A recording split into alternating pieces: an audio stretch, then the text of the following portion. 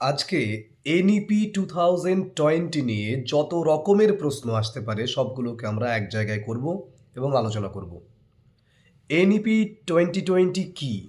NEP 2020 হলো ভারতবর্ষের নতুন জাতীয় শিক্ষানীতি, যা 34 বছর পর 1986 সালের নীতিকে পরিবর্তন করে শিক্ষা ব্যবস্থাকে সামগ্রিক এবং দক্ষতা ভিত্তিক করবার লক্ষ্য নিয়েছে। তাহলে কি বলা হলো? 34 বছর মানে 1986 সালের যে নীতি ছিল সেই নীতিকে 1986 সালের সেই নীতিকে পরিবর্তন করে 34 বছর পরে 2020 সালে নতুন করে যে শিক্ষা ব্যবস্থার যে সামগ্রিক এবং দক্ষতা ভিত্তিক যে পরিবর্তন, দক্ষতা ভিত্তিক করবার যে লক্ষ্য, সেটি হচ্ছে এনইপি 2020। এনইপি 2020 কবে চালু হয়? 2020 সালের জুলাই মাসে। এনইপি 2020 এর মূল লক্ষ্য কি? যেটা একটু আগে আমরা বললাম, শিক্ষাকে দক্ষতা ভিত্তিক করা, শিক্ষাকে মানসম্মত করা, সমতা নিয়ে আসা। নেক্সট প্রশ্ন, এনইপি 2020-তে স্কুল শিক্ষার নতুন কাঠামো কি? 5+3+3+4 কাঠামো। এবার আপনাকে উল্টে প্রশ্ন করা হলো, 5+3+3+4 কাঠামো বলতে কি বোঝায়? ফাউন্ডেশনাল প্রিপারেটরি, মিডল ও সেকেন্ডারি স্তর। ফাউন্ডেশনাল স্তরে কোন বয়স অন্তর্ভুক্ত? 3 থেকে 8 বছর। প্রিপারেটরি স্তরের বয়স সীমা কত? 8 থেকে 11 বছর পর্যন্ত। মিডল স্তরের বয়স কত? 11 থেকে 14 বছর পর্যন্ত। সেকেন্ডারি স্তরের বয়স কত? 14 থেকে 18 বছর পর্যন্ত।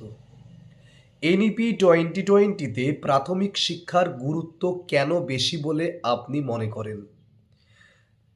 আমি মনে করি স্যার, প্রাথমিক শিক্ষার গুরুত্ব বেশি এক্ষেত্রে কারণ প্রাথমিক বছরেই শিশুর জ্ঞান এবং দক্ষতার ভিত্তি গড়ে ওঠে ঠিকঠাক। মাতৃভাষায় শিক্ষার কথা কেন বলা হয়েছে? শিশুর বোধগম্যতা এবং শেখার গতি বাড়ানোর জন্য। কোন শ্রেণী পর্যন্ত মাতৃভাষায় শিক্ষার পরামর্শ দেওয়া হয়েছে? কমপক্ষে 5ম শ্রেণী পর্যন্ত। আচ্ছা, এনইপি 2020-তে মাল্টিডিসিপ্লিনারি শিক্ষা বলতে কি বোঝায়? বিভিন্ন বিষয় একসঙ্গে শেখার সুযোগ। আচ্ছা, আর্টস ও সায়েন্স বিভাজন কেন তুলে দেওয়া হয়েছে? সমন্বিত চিন্তা ভাবনা গড়ে তুলবার জন্য। এটা আমরা বিএডেও কিন্তু পড়েছি, তাই না? যে আসলে সব সাবজেক্টই এক, আমরা ভাগাভাগি করেছি কিন্তু সেভাবে ভাগাভাগি চলে না। এনইপি 2020-তে কোডিং কোন স্তর থেকে? প্রাথমিক স্তর থেকেই। এনইপি 2020-তে ভোকেশনাল শিক্ষার গুরুত্ব কতটা বলে আপনি মনে করেন? আমি মনে করি স্যার, এনইপি 2020-তে ভোকেশনাল শিক্ষার গুরুত্ব অপরিসীম, তার কারণ শিক্ষাকে কর্মমুখী করবার একটি প্রয়াস রয়েছে এখানে। কোন শ্রেণী থেকে ভোকেশনাল শিক্ষা? 6ষ্ঠ শ্রেণী থেকে, ক্লাস 6 থেকে। ইন্টার্নশিপের কথা কেন বলা হয়েছে? বাস্তব অভিজ্ঞতা অর্জনের জন্য। আচ্ছা, এনইপি 2020-তে পরীক্ষা ব্যবস্থার পরিবর্তন কি? মানে কোন পরিবর্তন এসেছে এই পরীক্ষা ব্যবস্থায়? মুখস্থ নির্ভরতা কমিয়ে নিয়ে আসা এবং দক্ষতার মূল্যায়ন করা। বোর্ড পরীক্ষায় কি পরিবর্তন আনা হয়েছে এই এনইপি 2020-তে? স্ট্রেস কমানো, বিকল্প সুযোগ দেওয়া ইত্যাদি। আচ্ছা, আপনি জানেন পরখ কি? পরখ, PARAKH, পরখ। পরখ কি? পরখ হলো জাতীয় মূল্যায়ন কেন্দ্র। পরখের কাজ কি? শিক্ষার মান এবং মূল্যায়নের তদারকি করা পরখের কাজ। এনইপি 2020-তে সিসিই কেন গুরুত্বপূর্ণ? নিরবিচ্ছিন্ন এবং সার্বিক মূল্যায়নের জন্য এনইপি 2020-তে সিসিই অত্যন্ত গুরুত্বপূর্ণ। এনইপি 2020-তে শিক্ষক প্রশিক্ষণের গুরুত্ব কতটা?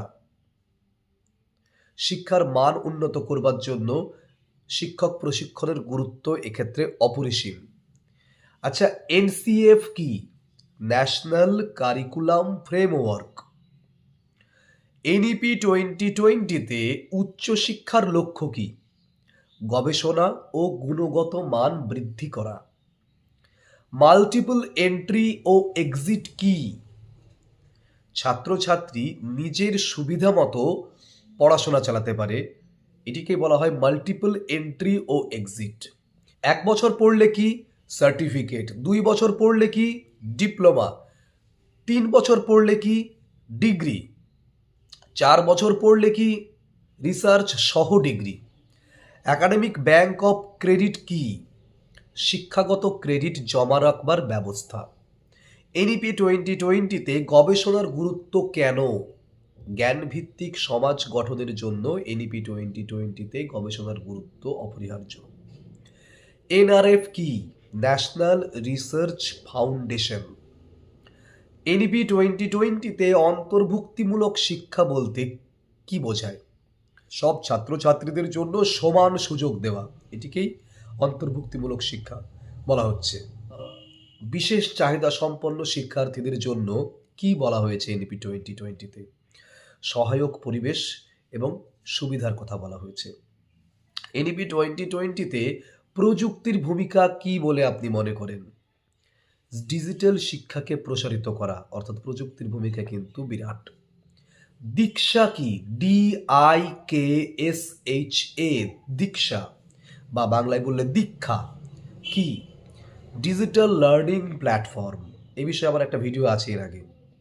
আচ্ছা, একজন শিক্ষক হিসেবে আপনার মনে হয় যে এনইপি 2020 স্কুলে ড্রপ আউট কমায়? হ্যাঁ স্যার, অবশ্য আমি মনে করি যে এনইপি 2020 স্কুলের ড্রপ আউট কমাতেও সাহায্য করে। কিভাবে সাহায্য করে বলে আপনি মনে হয় ড্রপ আউট কমাতে? স্যার, এটি একটি ফ্লেক্সিবল শিক্ষা ব্যবস্থা, অর্থাৎ এখানে খেলাধুলোকে গুরুত্ব দেওয়া হচ্ছে, জয়ফুল লার্নিংকে গুরুত্ব দেওয়া হচ্ছে, পড়াশোনার প্রতি যে ভীতি সেই ভীতি কেটে যাচ্ছে এবং ছাত্রছাত্রী বা শিক্ষার্থী তারা কিন্তু স্কুলমুখী হচ্ছে। তো এইভাবে আমরা কিন্তু এনইপি 2020 এর মাধ্যমে কিন্তু আমরা ফ্লেক্সিবল শিক্ষা ব্যবস্থার মাধ্যমে অবশ্যই ড্রপ আউট কমিয়ে নিয়ে আসতে পারি। খেলাধুলা ও শিল্পকলার গুরুত্ব কেন? এনইপি 2020-তে বলা হয়েছে সার্বিক বিকাশের জন্য। এনইপি 2020-তে মূল্যবোধ শিক্ষার গুরুত্ব কি? স্যার, নৈতিক ও দায়িত্বশীল নাগরিক গড়ে তোলা এ কিন্তু একমাত্র মূল্যবোধ গঠনের দ্বারাই সম্ভব হয় এবং এনইপি 2020 সেটা কিন্তু করে। এনইপি 2020 শিক্ষককে কিভাবে দেখেছে বলে আপনি মনে করেন? স্যার, আমি মনে করি এনইপি 2020 শিক্ষককে ফ্যাসিলিটেটর ও গাইড হিসেবে দেখছে। এনইপি 2020 এর সবচেয়ে বড় পরিবর্তন কি বলে আপনি মনে করেন? স্যার, আমি মনে করি যে 34 বছরের যে নীতি ছিল সেই নীতিটাকে পরিবর্তন করে নিয়ে এসে এনইপি 2020 যেটা সবথেকে বেশি সবথেকে গ্রহণযোগ্য কাজ করেছে সেটি হচ্ছে শিক্ষাকে মুখস্থ করা নয়, শিক্ষাকে দক্ষতা ভিত্তিক করা, জয়ফুল লার্নিংয়ের ব্যবস্থা করা। যে মুখস্থ পদ্ধতির মাধ্যমে তার আগে বাচ্চারা যাচ্ছিল সেইটিকে চেঞ্জ করা হয়েছে। এটি আমার মনে হয় এনইপি 2020-এর সবথেকে বড় সার্থকতা, সবথেকে বড় পরিবর্তন বা সবথেকে বড় লক্ষ্য। এই ছিল আজকের ভিডিও। এনইপি 2020 সম্পর্কে যত রকমের প্রশ্ন হয় আশা করি এই ভিডিওতে সবগুলোই থাকলো। যতটা পারা যায় চেষ্টা করছি এক জায়গায় নিয়ে আসার সবগুলোকে, যাতে এখানে ওখানে খুঁজে বেড়াতে না হয় আপনাদের। ওকে, এনইপি 2020 থেকে আশা করি এর বাইরে কোনো প্রশ্ন হয় না, বা হলেও কনসেপ্ট যদি আপনি ক্লিয়ার করতে পারেন এই ভিডিও দেখে তাহলে সেক্ষেত্রে কিন্তু আপনি অবশ্যই তার উত্তর দিতে পারবেন। এটি আমার ফোন নম্বর। আপনারা ইন্টারভিউয়ের যে কোনো প্রশ্ন উত্তর তৈরির জন্য যোগাযোগ করতে পারেন আমার সঙ্গে। এবং একটা কথা সবাইকে বলছি, প্লিজ ইন্টারভিউয়ের বাইরে অন্য কোনো ব্যাপারে আমার সঙ্গে কথা বলবেন না প্লিজ। তার কারণ হচ্ছে আমি সেগুলো জানি না। কারণ এতে এতে তো অ্যাকচুয়ালি আপনাদেরই অ্যাকচুয়ালি এতটা সময় দিতে হয়। এই যে ভিডিওটা দেখছেন আপনারা, এই ভিডিওটিতে 10 মিনিটের ভিডিও হলেও এই ভিডিওর স্ক্রিপ্ট তৈরি এবং সেটিকে রেডি করা, এডিট করা, তারপরে তার আবার আপলোড করে, হ্যাঁ, ট্যাগ লাগিয়ে ডেসক্রিপশন দিয়ে এটা যে দেওয়া, এটাতে প্রচুর টাইম যায়। 10 মিনিটের ভিডিওর জন্য 3 ঘন্টার পরিশ্রম থাকে মিনিমাম। এইবার ব্যাপারটা হচ্ছে কি, এবং প্রচুর ফোন কলস এবং প্রচুর হোয়াটসঅ্যাপে প্রচুর জিনিসপত্র অনেকেই দেয়, সেগুলো তৈরি করে দিতে হচ্ছে। এর মধ্যে ধরুন যে ফোনগুলো আসছে, যে ফোনগুলো সত্যিই আমি উত্তর দিতে পারি না, হ্যাঁ, যে এই ক্যাটাগরিতে এই হয়েছে, এটা কি সম্ভব, বা আমি কি অফিসে গিয়ে যোগাযোগ করব, আমি সত্যি এই উত্তরগুলো জানি না। যে কারণে এইগুলোতে প্রচুর সময় নষ্ট হয় এবং তাতে আপনাদেরই ক্ষতি, কারণ সেই সময়টা আমি একটা নতুন ভিডিও তৈরির কাজে আমি ব্যবহার করতে পারি কিন্তু, ঠিক আছে? তো সেখানে একটা প্রচুর সময় কিন্তু চলে যাচ্ছে, যেটা আমি চাই না। আমি চাই যে আমি যেটুকু পারি সেটুকু আপনাদের কাজে লাগি, যেটা পারি না উল্টোপাল্টা হেল্প করে দেবো, তখন দেখা যাচ্ছে তাতে লাভের থেকে ক্ষতি হবে বেশি। কেমন? তাই সমস্ত খবর আমি সত্যি নিয়ে বসে নেই।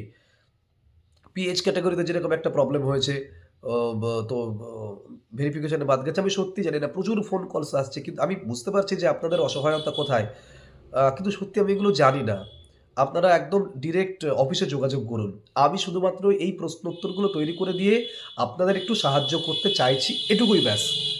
ঠিক আছে? এবং যত রকমের সাহায্য দরকার আমাকে বলতে পারেন। ফোন নম্বর দেয়া থাকছে। এটুকুই। কিন্তু যেটা আমি জানি না সেটা আমাকে জিজ্ঞাসা করা মানে আমারও সময় নষ্ট, আপনাদেরও সময় নষ্ট, এবং যদি আমি হেল্প যদি ভুলও করে দিই তাহলে সেক্ষেত্রে কিন্তু আপনাদের আরও প্রবলেমের মধ্যে পড়তে হবে। যে কারণে ইন্টারভিউ সংক্রান্ত শুধুমাত্র প্রশ্ন উত্তর তৈরি বা যেকোনো ইন্টারভিউ সংক্রান্ত যদি কোনো কারণ থাকে সেগুলো জিজ্ঞাসা করুন। আমি আছি। ঠিক আছে? কিন্তু ভেরিফিকেশন বা কবে হবে কেউ জানে না। কবে কি হবে কেউ জানে না। আশা করতে পারেন আজকে থেকে ১.৫ থেকে ২ মাসের মধ্যে ইন্টারভিউ এর জন্য ডাক পাবেন। মানে ভেরিফিকেশন তার আগে হয়ে যাবে, কম করে। এবার সত্যি কি যে হবে, কখন হবে, কি হবে সেটা কেউ জানে না। সুতরাং এইগুলো জিজ্ঞাসা করবেন না। একদম কাজের কথা যেটুকু, সেটুকু যদি হয় তাহলেই ভালো হয়। সেক্ষেত্রে আমার আপনার দুজনেরই সময় বাঁচে। আ ভালো থাকুন। দেখা হচ্ছে পরের ভিডিওতে। প্রত্যেকদিন ভিডিও আসছে ইন্টারভিউ এর। গলার অবস্থা আগের থেকে একটু ভালো। অনেকে আমার জন্য আ অনেক সাজেশন দিচ্ছেন গলাটাকে ঠিক করবার জন্য। আমার সত্যি খুব ভালো লাগে সেগুলো। আমি হয়তো রিপ্লাই করতে পারি না সময়ের অভাবে। কিন্তু চোখে পড়ে যায় মাঝে। অনেকেই মানে প্রে করছেন, দোয়া করছেন, এবং আমার কি আ আ আমি খেলে বা কি এই করলে মানে কি স্টেপ নিলে গলাটা ভালো হয় সেগুলো আপনারা বলছেন।